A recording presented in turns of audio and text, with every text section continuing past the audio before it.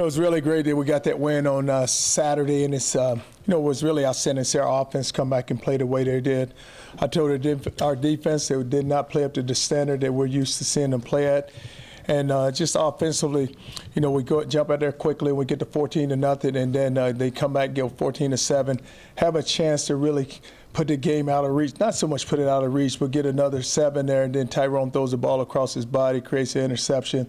But he knew at the moment he threw that interception, he just runs off the field and knew that it was his mistake. And then you see the stretch there at the end when our offense takes the ball and score. Then a minute and 19 to go, and then our defense allowed them to move the ball down the field. And then it was probably about 22 seconds left on the clock, and I said to Watt over the heads on him and Wick, I said, look, we depend on the return if we're going to really send this game into overtime. I said, if we get a good return, we're going to go for it. So we got the return, and I said, hey, let's take a shot. And then Shipley was able to beat the DB down the sideline. Then they come back the next play, and I said, how many yards do we need to get the field goal? And they said, I think we need about 5. I said, no, let's make sure now. I said, let's get as close as many yards as we can. I don't want 5. Let's try to get about 7 to 9 here if we can. And then they go press coverage, and John was able to beat the defender over the top, and Tyrone made a really good throw. And it's just so fun to watch the development of Tyrone and how he's getting better and better week by week. And then their offense is going to go as our quarterback go. Our offensive line, we squeezing every drip out of them. They played well. Cameron Hughes started for the first time. I tease him and call him NCAA all the time, but he ended up starting and played very well. But it's just fun to see our offense, and also our special team stepped up. We had some really big returns. Guys got down and covered the kick. But like I said, defensively we weren't very pleased, and they weren't very pleased. Our players weren't pleased. And it's good when you get them in that position where they feel like that they know that the standard has been raised here and what the expectations are. Questions?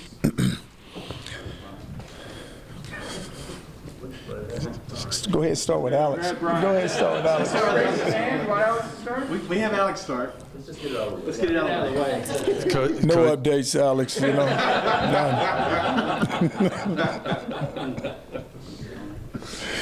All right, Brian. Charlie, as you're driving home Saturday night, can you really enjoy the win, or are you just so pissed about the defense? A combination of both, but you know what it is. You have to enjoy the wins because you can't ever not realize just when you're thinking about winning a football game, just how far we come with our offense. That's what I was very pleased with, just offensively how we responded. And yes, you're upset about how our defense played, but just to see our offense bounce back and drive the ball and get the scores. On your right, Chip. Charlie, do you know that Tyrone has turned the corner, or do you feel like he's still a work in progress? What has he accomplished these last 2 weeks? He's still a work in progress, Chip, and you just can't say because we think back to that Baylor game. He didn't play very well, and then he was able to bounce back against Oklahoma, put a good game together, and then played very well against Iowa State. So it's always with that position, and what we try to do is just manage him each and every week. And when we added the quarterback runs, that was all Coach Wickline, something that they did at Oklahoma State, and he inserted the quarterback runs, which has really helped him. And because you look at, I think he had, close to 90 yards or over 90 yards rushing, but he is so strong and physical, and he has enough arm strength where he can put the ball in the right places. But when he can become a dual threat like he's doing right now, then it just adds another dimension for him. The middle, Roger. Since your defense has played so well, is the confidence level pretty high that you can get some things corrected going to K-State? Waters, pretty crafty quarterback too. It is good. You know what it is? It's good that happened because now we have to slow down Waters, and you're right. And then you look at Lockett on the outside. He's a really outstanding receiver. So for our defense, it's sometimes you need to be brought down to earth. And I think that all the press was about the defense playing well, and now they have a chance that they really got a challenge in front of them, and they have to step up. On your right. Hey, Coach, I have a quickie and then I have my other question. Do you have any update on Jason Hall as far as his health goes? Jason, actually, last night he moved around, but his is just day to day. And, whenever he's ready, we're going to be able to get him back out, but really haven't done much with him. Okay. Now, you guys said a lot about Tyrone and what you were able to see in practice, but now that you're actually seeing it in games, does it give you a little bit more confidence about him going forward? Well, you know what it is. I think that he made the turn, and the Oklahoma game is when the confidence start really building within him, and also building within the team. Because when you hear guys on the sideline, when our defense is saying, "Hey, let's get a stop here, so we can get the ball back for Tyrone and see our offense go score," then you know the confidence level and what they are, the confidence they have in him. And so, but it's fun to just watch how he's developed and how he continues to develop, and just not only he's making the throws, he's getting us in the right plays, and it's just his poise and how he's just standing back there, and even with the way we have restructured that offensive line, he's still standing in there and may take a shot, but he's releasing the ball and not so quickly to just run out of the pocket and release it. On your left, Sean. Coach Jordan Hicks said after the game that it was a frustration level because the problems you guys had on defense were correctable. Is it as much as film watch? Is it placement? Did they do something that you guys weren't expecting, or was it in-game coaching? No, it was nothing they did that's not correctable at all. It's all about fundamentals and technique. It's about alignment. It's all about gap integrity, and we were them making the throws that never should have been made. Guys, pass drops weren't dropping in the right spots, and that's what upsets you because it's things that we have done and played so well, and then all of a sudden we get up 14-0, and we allow them to drive the ball. Then they get they pick up one and go score. But still, though, it's our job on defense to go stop them, and we didn't stop them. But it's great. We looked at that film, and I actually took all 5 plays for myself, and I showed them. As a defense, I had the whole defense in there, and I said, this is not us, but I want you guys to see these 5 plays. If this is us, now I need to know that. If it's an imposter wearing your jersey, I need to know that also. But I want you guys to watch his tape, because we didn't run to the ball. You see one guy hit the football, and then he's holding on, and usually you see 7 or 8 guys running to the ball. Guys are jogging. Just casually taking their time to get there. So I said, now if that's not you, I need to know who that guy is. But what we did can be very correctable. In the middle, Dennis. Coach, the league, did you see the parity top to bottom in the Big 12? And with it being so crazy, does it keep a Big 12 title, that carrot still kind of there as a motivator? Well, you look at that league, and what's great about this league is you get a chance to go play everyone. And what's really special, if you play very well at home, then you always have a chance. And you look at this past weekend, West Virginia beating Baylor at home, but then you look at K-State going into Oklahoma and beating them at home in Norman. But it's a league that you can't just look at and say there's really a dominating team. There's teams are putting up big numbers on offense, but still, though, it doesn't really matter, because if you go into a game and if your offense is not playing well, then you always have a chance. On the left side. Coach, I noticed that Tyrone kept a couple of drives going with his legs, and he went more north-south. Has that been a point of emphasis with you guys? Because he was doing a little east-west early, but he lowered the shoulder a few times this weekend. I think he saw the one in the Oklahoma game where he had a chance to just go north-south, and he could have dropped his pads and ran over someone. And I didn't think he wanted to make that mistake again. But it's just good to just see him just run with the football, because he's a physical presence, and you see him. And if he takes off and get in an open field, he can make a lot of guys miss him too. But it was good to see that happen. In the middle, Bob. Do you have any kind of relationship with Bill Snyder? What are your thoughts on what he's been able to do at Kansas State? And second, probably more importantly, what went into the decision to change to the orange mock turtleneck? I was trying to change it some so I could get me a win. I don't know. I just needed to get a win somehow, so I just changed the shirt. But no, Coach Snyder, I've always had a tremendous respect for him. And, you think about when he went to K-State, I think they had only been to 1 bowl before he got there. Now they've been to like 15. But just the job he done.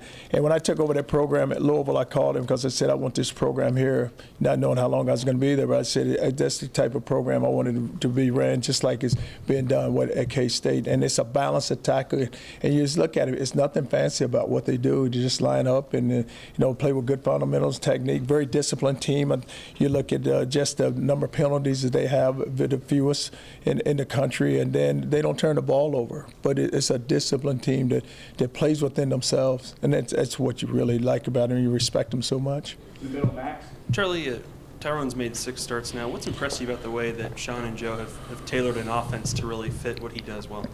That's what's been really great is just what Watt and what Wick has done with Tyrone and just to see his development and just for him to get better game by game.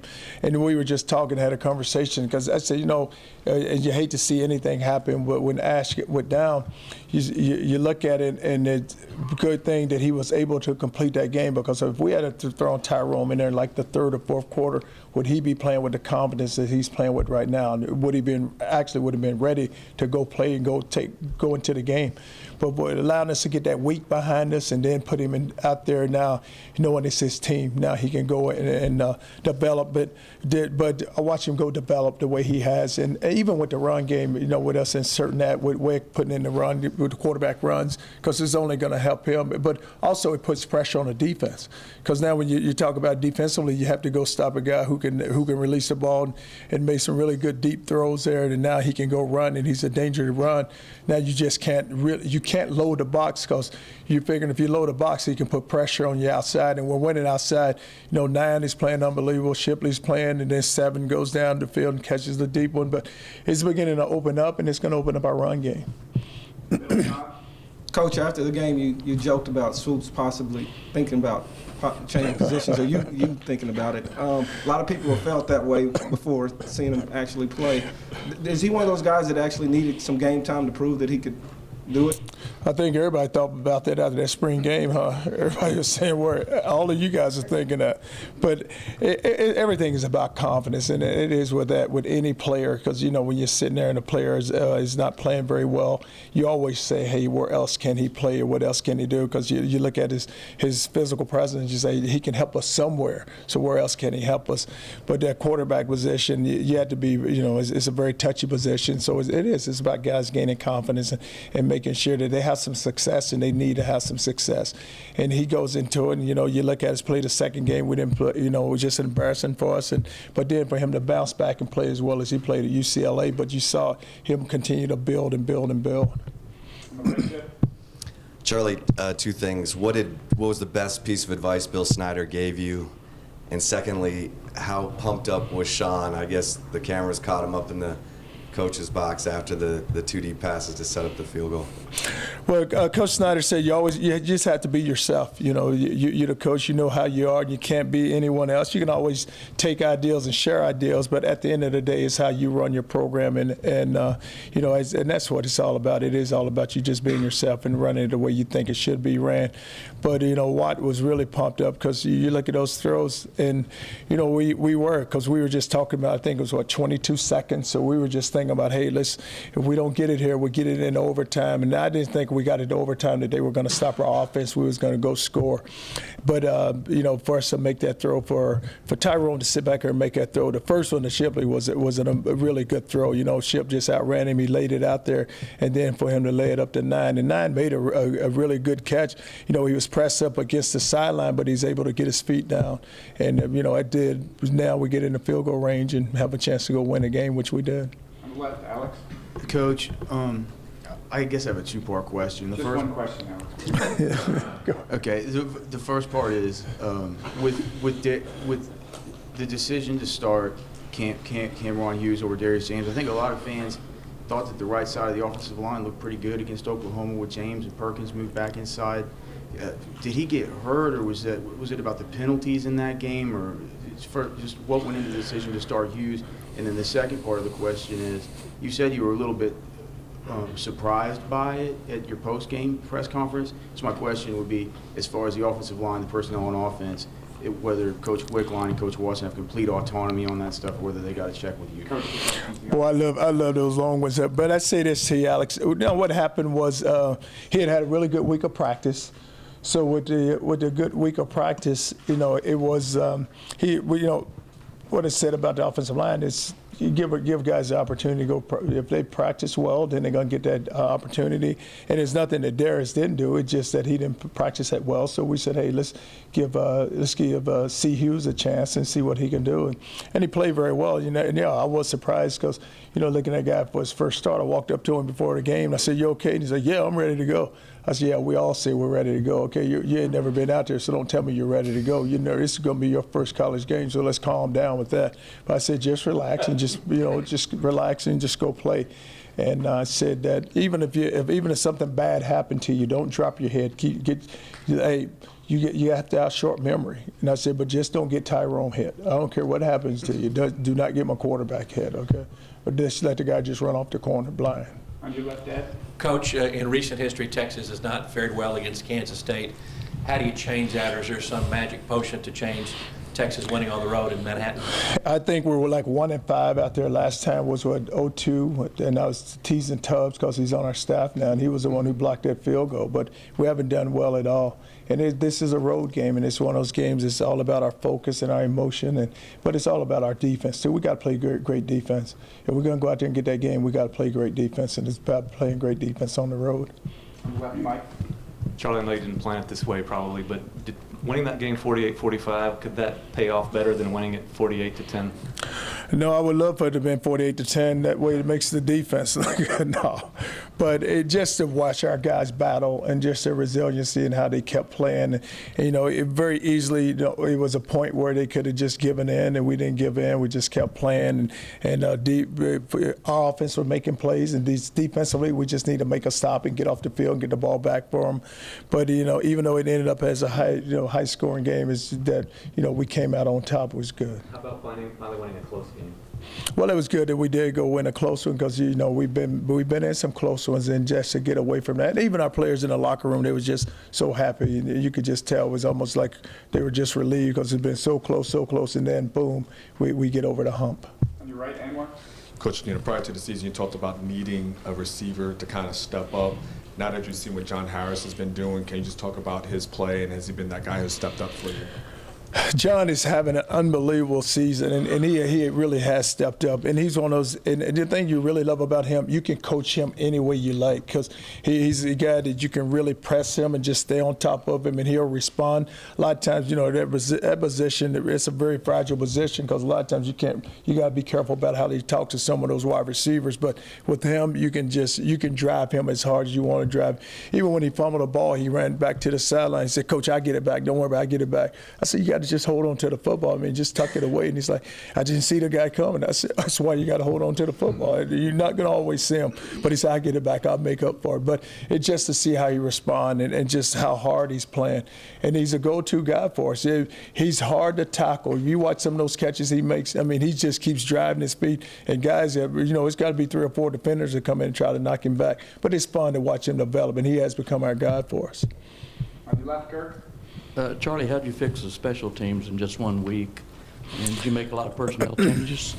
I hope it can last more than 1 week. But what we did is with our cover teams, you just put more speed out there. And I tell you what, Hot Rod, Bernard's done a great job just returning kickoffs. And I said to our guys in the meeting yesterday, just get out of his way. If you don't make a block, get out of his way. Because, one time he made 2 guys come free, and he make a miss, and then he's running right up the seam, and our guys turn around and go back to block. I said, just get out of his way, and he runs into them. If he gets out of his way, he's to the safety. And I know this, he's going to make that kicker miss, and there's no telling how far he's going to run.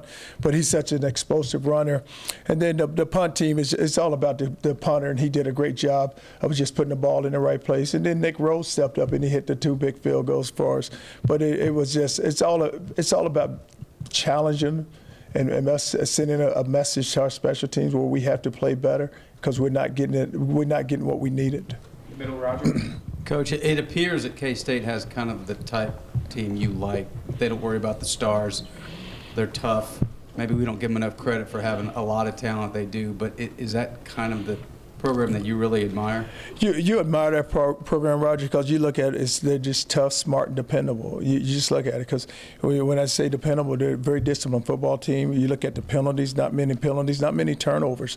And so you just look at it and how hard they play. I mean, when you look at the quarterback, and he may not be the most talented guy, but when he takes the field, he has a presence about him, and he directs the offense and makes the plays for the offense. And then defensively, you look at on defense, they run around, they play hard, not much out of position.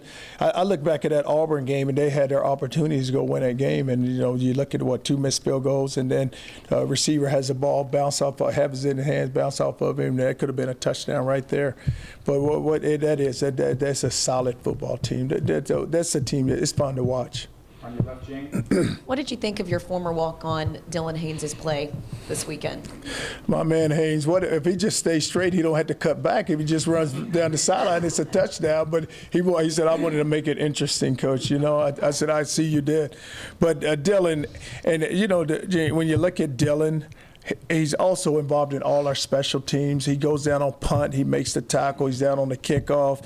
And it's fun to watch him. And our guys, and what's happening now is everybody's taking notice, and because the whole team, when you're looking for that player that you really say, hey, that's the kind of guy that you like to see go play, and because he plays hard and he gives you everything he's got.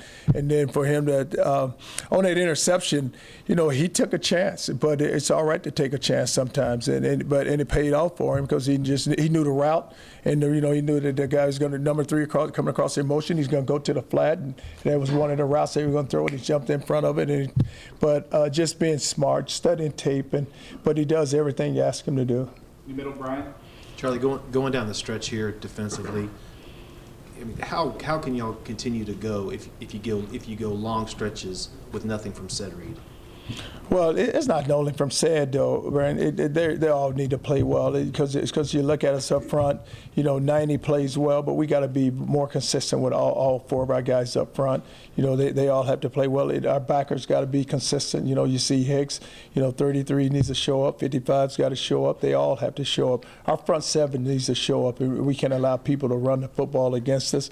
We got to be able to get off the field on 3rd down. You look at us in the back end. Losing Jason Hall hurt us some, but also other guys, when it's their opportunity, they need to step up and play too. You look at Haynes plays well. You look at Duke on the other side, but we have to play well as a unit. It can't be 4 or 5 guys. It has to be all 11 guys. On your left, Ryan. Charlie, circling back to what you said about Wickline adding runs for Swoopes, is that a recent development, and these long runs that we're seeing out of Tyrone, are they different plays than he was running earlier in the season and not getting much on? No, what we did, Ryan, is the plays were there, but then we just started just really focusing on him because we felt like it would just help his game more, and it take some pressure off of him, having to just sit back there and just release the ball where people can load the box. Because what happens now is that if you're not a threat as a runner, then they can play coverage the whole time. And now that you are a threat as a runner, now it's all about, hey, we need to get an extra guy in the box to try to stop the run.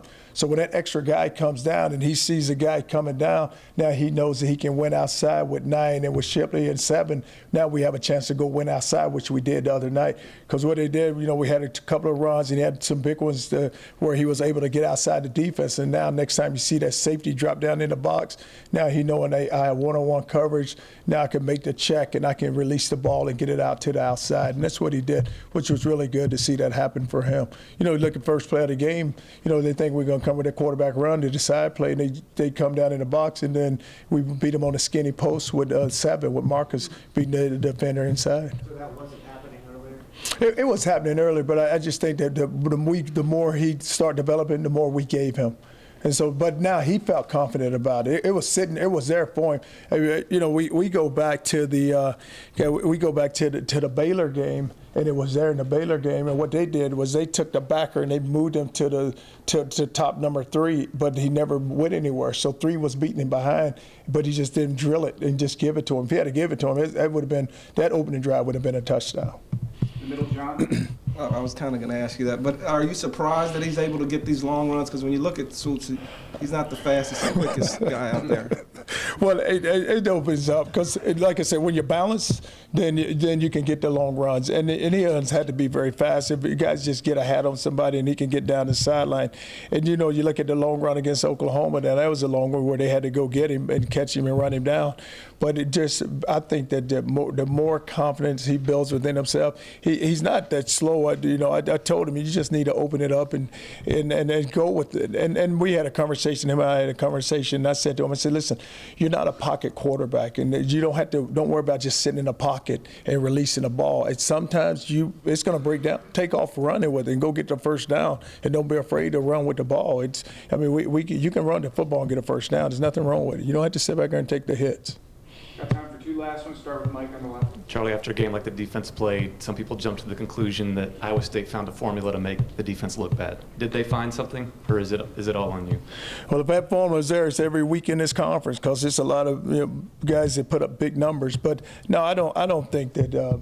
Defensively, it's guys got to be prepared to go play. We weren't, and you just got to have the focus, and the guys need to go make plays and get off blocks and run to the football, and it's all about fundamentals and technique, knowing how to play the ball in the air and just not give up those routes, getting in the right pass drops. We weren't in our right pass drops. Never got pressure on the quarterback. I think we may have got, 1 or 2 sacks maybe, but not getting the pressure on the quarterback. It is just where we've been playing well, we didn't play well. We had too many missed assignments, too many missed tackles. And then all those things, they come hand in hand. When that happens to you, you're not going to play great defense, and we didn't do it the other night. Last one on your right, Chip. Charlie, as far as said Reed, it seemed like last year that long arm rush really served him well. What do you have him working on? What needs to free him up? He is getting single blocked a lot of times. Well, he's getting singled, and it's all about him just getting off and going make it. Because anytime you have a guy inside like 90 who demands a double team because he's playing so well, then we have to win outside, and we're not winning outside right now. Thank you, Coach. All right. Thank you.